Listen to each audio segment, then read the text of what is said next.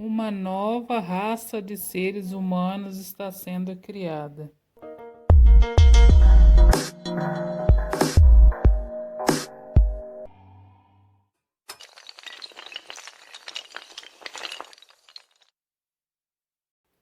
A hipótese de Gaia, também denominada hipótese biogeoquímica, é uma hipótese da ecologia profunda que propõe que a biosfera e os componentes físicos da Terra, atmosfera, criosfera, hidrosfera e litosfera, são intimamente integrados de modo a formar um complexo sistema interagente que mantém as condições climáticas e bioquímicas preferivelmente em homeostase.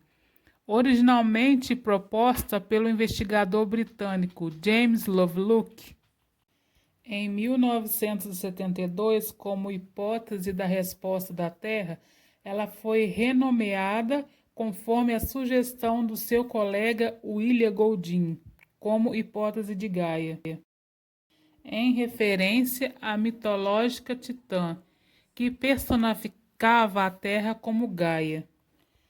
A hipótese é frequentemente descrita como a Terra sendo um único organismo vivo, mas é uma definição inexata.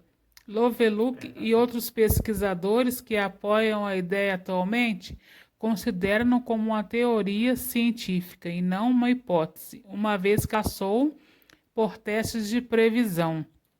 A ideia geral é de que a vida e seu substrato inorgânico são independentes.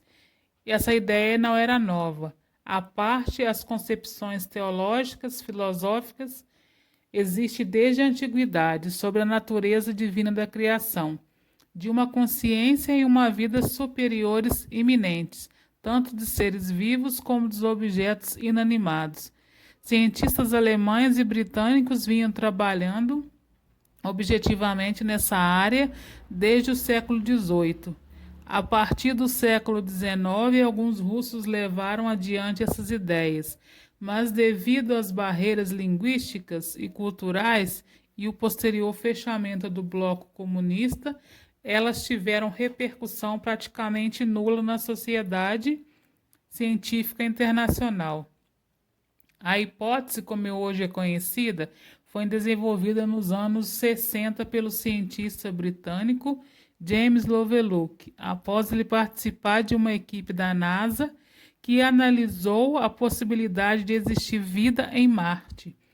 Ele publicou seus primeiros textos em 72 e logo passou a contar com a colaboração decisiva da microbióloga norte-americana Liz Margulis, que se manteve por décadas.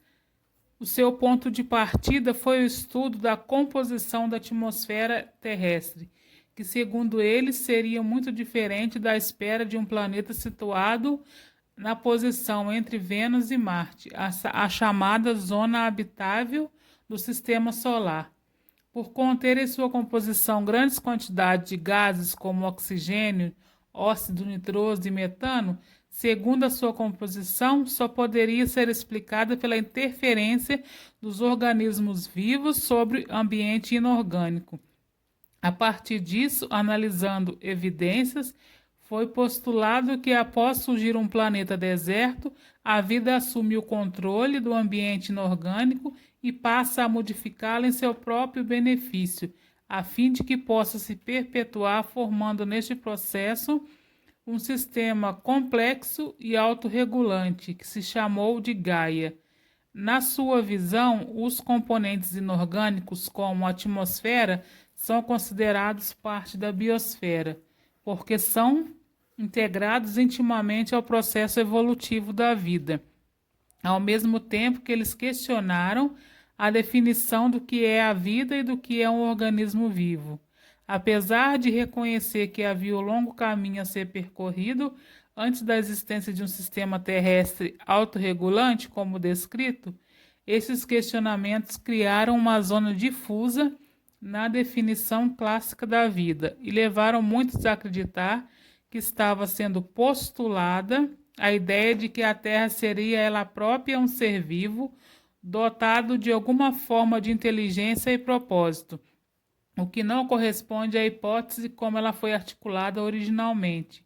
O batismo da hipótese com o nome de uma deusa grega, uma sugestão do escritor William Goldin, junto com outras opiniões de Lovelock, só fizeram aumentar a confusão e a rejeição de toda a hipótese pelos cientistas aliados ao darwinismo, embora ela fosse abraçada com entusiasmo pelos ambientalistas da época. É importante distinguir essa impressão e a proposição original de que a vida assume o controle da Terra e a modifica, passando a formar um sistema ampliado e dinâmico que se comporta como todo um ser vivo. Segundo Lovelock, essa entidade viva é apenas uma metáfora para os processos biológicos atuantes no planeta, onde as criaturas concorrem para controlar uma variedade de componentes no sistema orgânico, como a temperatura do globo, a composição do solo e da atmosfera, da salinidade dos mares e outros que podem ser comparados aos processos internos de um ser vivo, como a regulamentação da temperatura corporal, da composição do sangue e outros.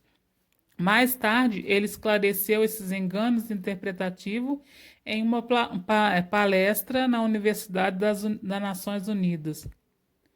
Nossa primeira definição de conceito foi: a vida regula o clima e a composição da atmosfera, mantendo em um estado ótimo para si mesma. Mais tarde, percebe-se que a definição era errônea.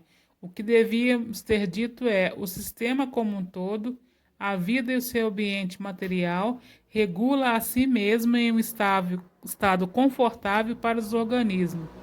Isso pode parecer uma boa definição, mas tornou a todos vulneráveis à crítica de que havíamos proposto uma Gaia consciente e capaz de controlar a Terra conscientemente.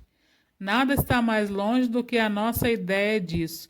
Desde o início, entendemos Gaia como a interpretação dos sistemas da Terra, como a ciência dura de um químico que se interessa por teorias de controle. Jamais imaginamos qualquer tipo de corrente New Age da pseudociência, diz Lovelock.